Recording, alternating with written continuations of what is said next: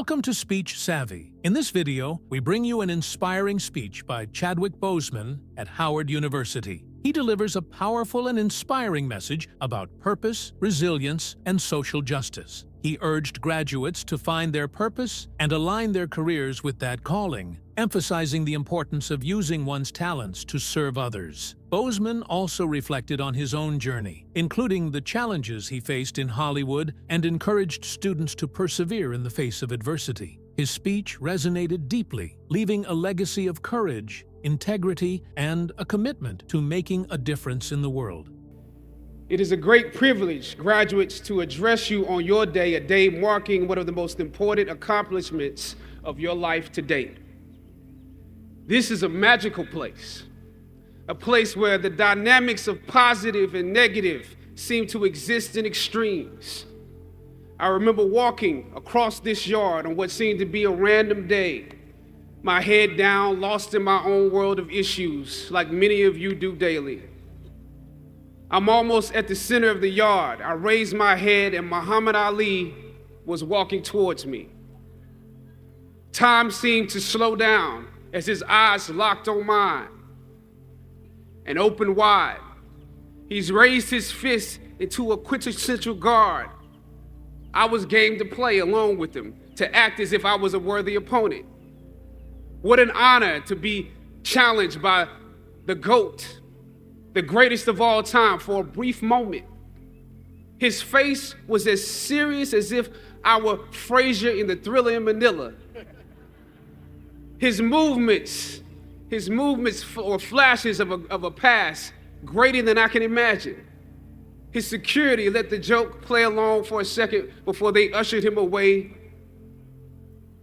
and I walked away floating like a butterfly. I walked away amused at him, amused at myself, amused at life for this moment that almost no one would ever believe. I walked away light, ready to take on the world.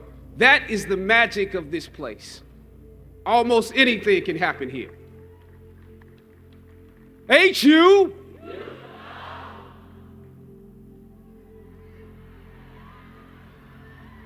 Howard University.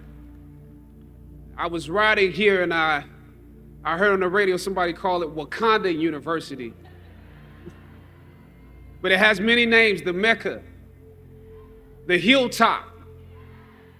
It only takes 1 hour, one tour of the physical campus to understand why we call it the Hilltop. Every day is leg day here. That's why some of you have cars. During my junior and senior years, I lived in a house off campus at Bryant Street. For those of you who don't know what that means, that's at the bottom of the hill where the incline gets real. Almost every day, I would walk the full length of the hill to fine arts, where most of my classes were, carrying all of my books, because once you walk that far on foot, you're not walking back home until it's time to go home for good. But beyond the physical campus, the Hilltop represents the culmination of the intellectual and spiritual journey you have undergone while you were here. You have been climbing this academic slope for at least 3 or 4 years, for some of you, maybe even a little bit more. Throughout ancient times, institutions of learning have been built on top of hills to convey that great struggle is required to achieve degrees of enlightenment. Each of you had your own unique difficulties with the hill. For some of you, the challenge was actually academics. When you hear the words magna cum laude, you know that's not you. That's not you. You worked hard, you did your best, but you didn't make A's or B's, sometimes C's. You never made the dean's list, but that's okay. You're here on top of the hill.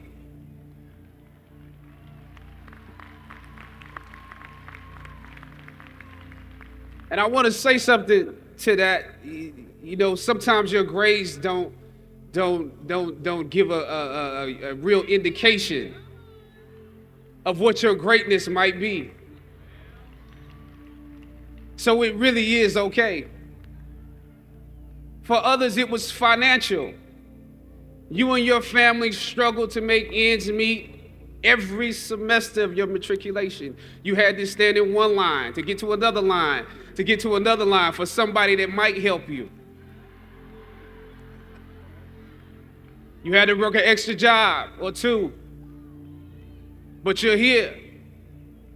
For a lot of you, not all, but a lot of you, your hardest struggle was social. Some of you never fit in. You were never as cool and as popular as you wanted to be, and it bothers you. So your social struggles here became psychological. Even though you made it up the hill, you carry the baggage of rejection with you, but you're here. Or some of you went through something traumatic. You made it to the top of the hill, but not without scars and bruises. Some of you fit in too much. You were on the yard rapping on your frat block when you were supposed to be in class. Or you got caught up in the DC party life. I know how that is. I mean, we're right here in the midst of the city. Sometimes you forgot you were in school. You probably could have graduated with honors, but instead you are getting an oh yeah degree today. Oh yeah, I have class. Oh yeah, I have that paper due. Oh yeah, I have a final. You were literally too cool for school. You waited until the last minute to do your best work, and it's a wonder that you made it up the hill at all because you carried the baggage of too much acceptance. Most of you graduating here today struggled against one or more of the impediments or obstacles I mentioned in order to reach this hilltop. When completing a long climb, one first experiences dizziness, disorientation, and shortness of breath due to the high altitude. But once you become accustomed to the climb, your mind opens up to the tranquility of the triumph. Oftentimes, the mind is flooded with realizations that were for some reason harder to come to when you were at a lower elevation. At this moment, most of you need some realizations because right now you have some big decisions to make. Right now, I urge you, in your breath, in your eyes, in your consciousness, invest in the importance of this moment and cherish it. I know some of you might have partied last night. You should celebrate, but this moment is also part of that celebration. So savor the taste of your triumphs today. Don't just swallow the moment whole without digesting what has actually happened here. Look down over what you conquered and appreciate what God has brought you through.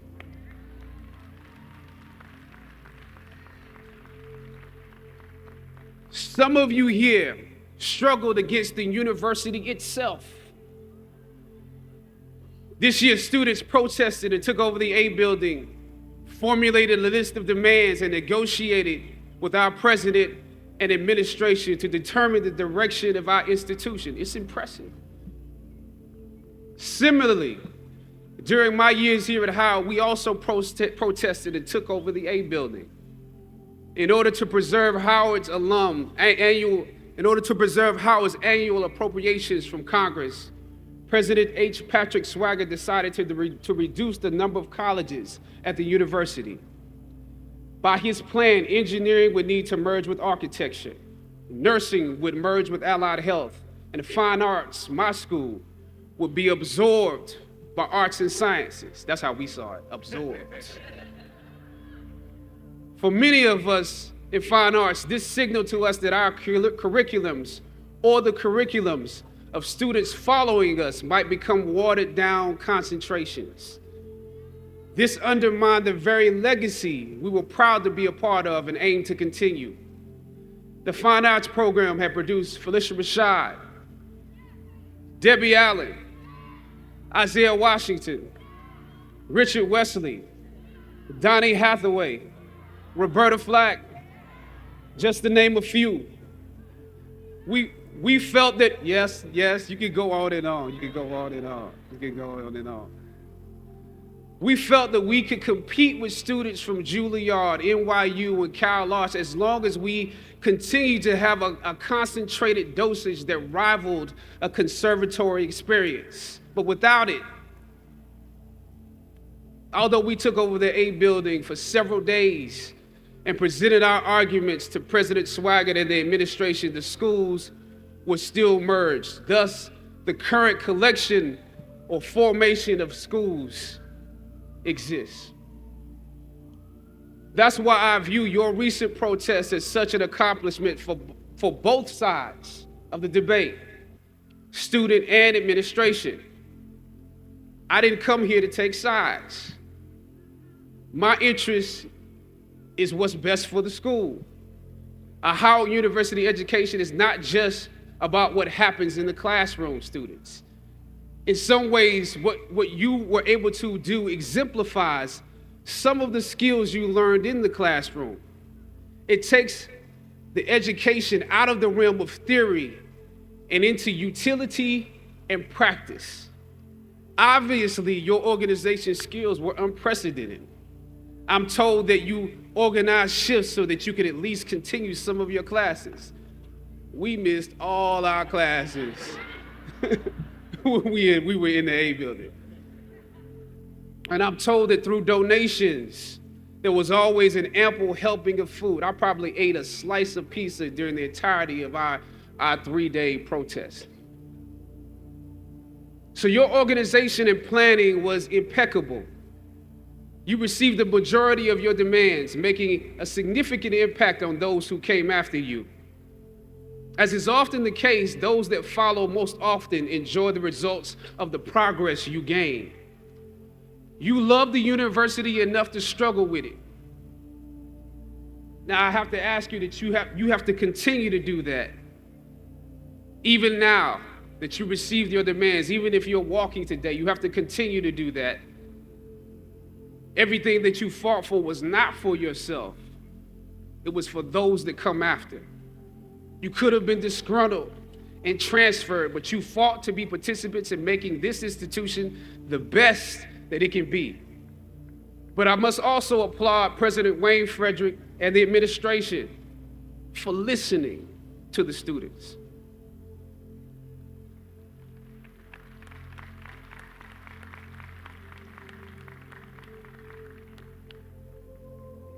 Your freedom of speech was exercised in a way where you can contribute to this place. It also shows that you can contribute to the democracy.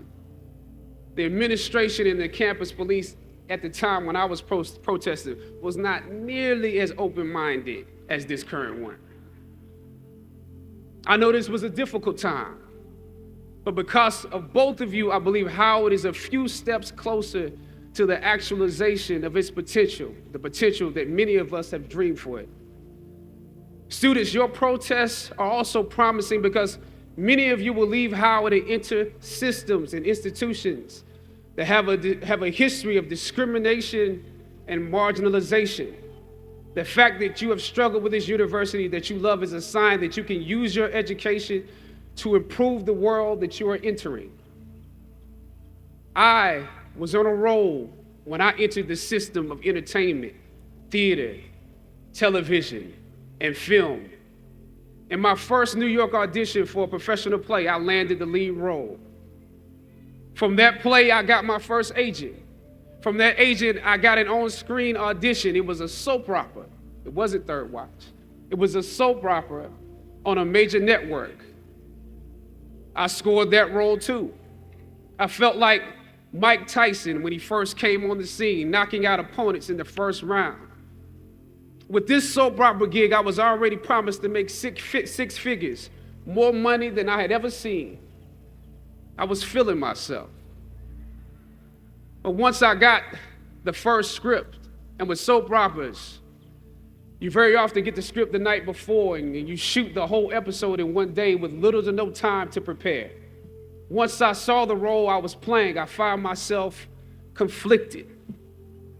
The role wasn't necessarily stereotypical.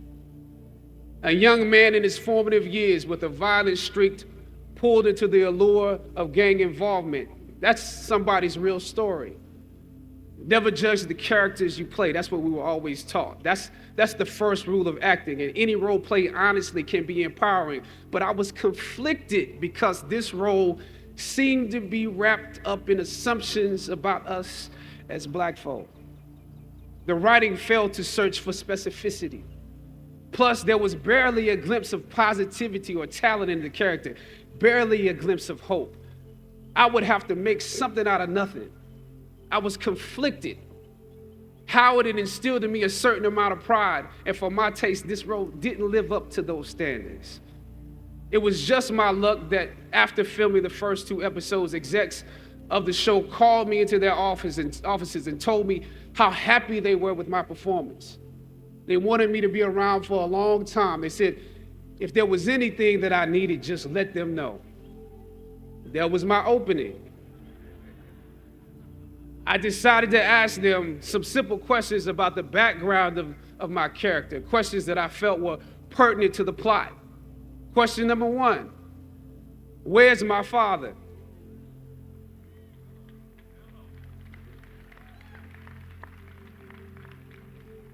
The exec answered, well, he left when you were younger. Of course. Okay. Question number 2.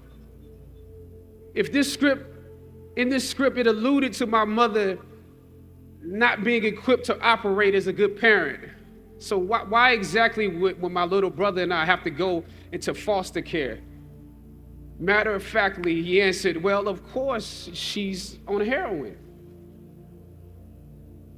That could be real, I guess. But I didn't want to assume that's what it was. If we're around here assuming that the Black characters in the show are criminals on drugs and deadbeat parents, then that would probably be stereotypical, wouldn't it? That word stereotypical lingered. One of the execs pulled out my resume and began studying it. The other exec wore a smile, trying to live up to what they had promised me only a few moments before. If there's anything you need, just let us know. She said, as you have seen, things move really fast around here. But we are more than happy to connect you with the writers if you have suggestions. Yeah, I said, that would be great. I said, because I'm just trying to do my homework on this. I didn't know if you guys had decided on all the facts, but maybe there's some things we could come up with, some talent or gift that we could build. Maybe he's really good at math or something. He has to be active. I'm doing my best not to play this character like a victim. So you went to Howard University, huh? The exec holding my resume interrupted, peeking over the pages. Yes, I said proudly. He slid my resume back in his desk and said, thank you for your concerns. We'll be watching you. I left the office. I shot the episode I had come in to shoot on that day. Probably the best one I did out of the 3 because I got what was bothering me off my chest. I was let go from that job on the next day. A phone call from my agent. They decided to go another way.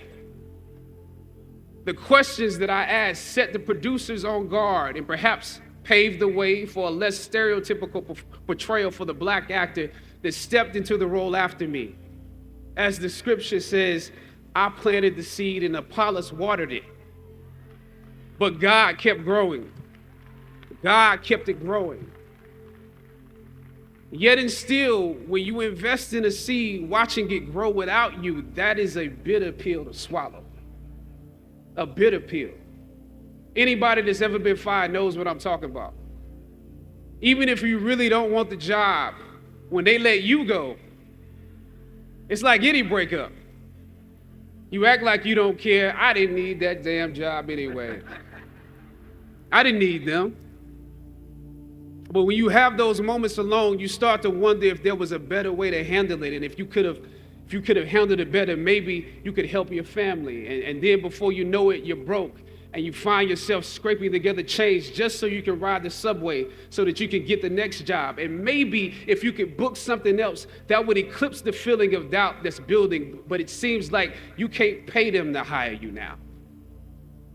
My agents at the time told me it might be a while before I got a job acting on screen again. But that was fine because I never wanted to act in the first place. And I definitely didn't want to be caught dead going after a fake Hollywood pipe dream. I'm more of a writer, director anyway, so forget their stories. I can tell my own stories. But am I actually blackballed? We're hesitant about sending you out to some people right now because there is a stigma that you're difficult. As conflicted as I was before I lost the job, as adamant as I was about the need to speak truth to power, I found myself even more conflicted afterwards. I stand here today knowing that my Howard University education prepared me to play Jackie Robinson, James Brown, Thurgood Marshall, and T'Challa. But what do you do when the principles and standards that were instilled in you here at Howard close the doors in front of you? Sometimes you need to get knocked down before you can really figure out what your fight is and how you need to fight it. At some point, my mind reverted back to my experiences here, to the professors that challenged me and struggled against me. Professor Roberts Williams, Doc Singleton, George Epstein, to name a few, the ones that would fail you out of the goodness of their hearts.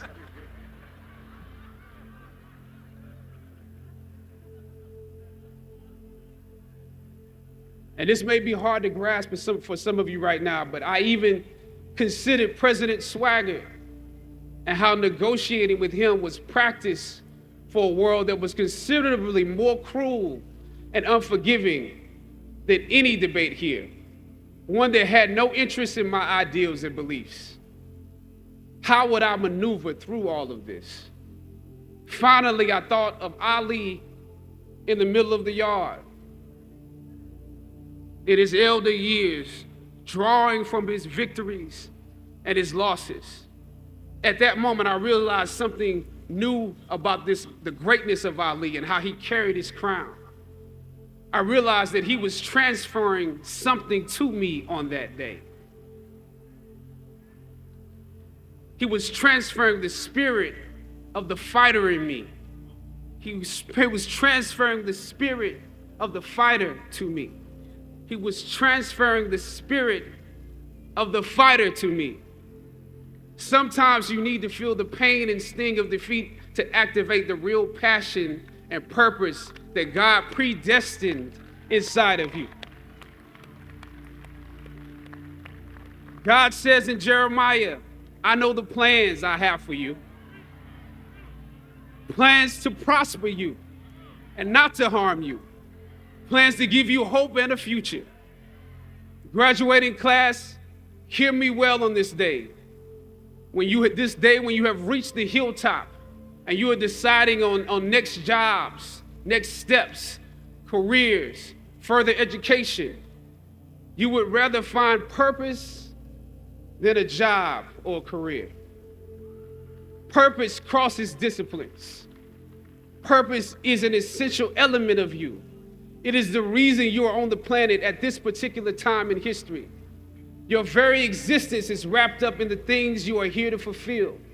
Whatever you choose for a career path, remember the struggles along the way are only meant to shape you for your purpose. When I dare to challenge the system that would relegate us to victims and stereotypes with no clear historical backgrounds, no hopes or talents, when I questioned that method of portrayal, a different path opened up for me. The path to my destiny. When God has something for you, it doesn't matter who stands against it.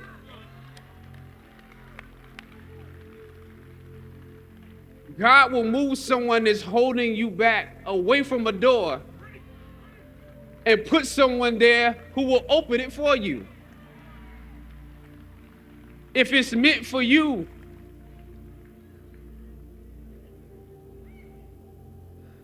I don't know what your future is, but if you're willing to take the harder way, the more complicated one, the one with more failures at first than successes, the one that has ultimately proven to have more meaning, more victory, more glory, then you will not regret it. Now, this is your time. The light of new realization shines on you today. Howard's legacy is not wrapped up in the money that you will make, but the challenges that you choose to confront. As you commit to your past, press on with pride and press on with purpose. God bless you. I love you, Howard. Howard forever. Thank you for watching. Please subscribe and press the bell icon for more updates.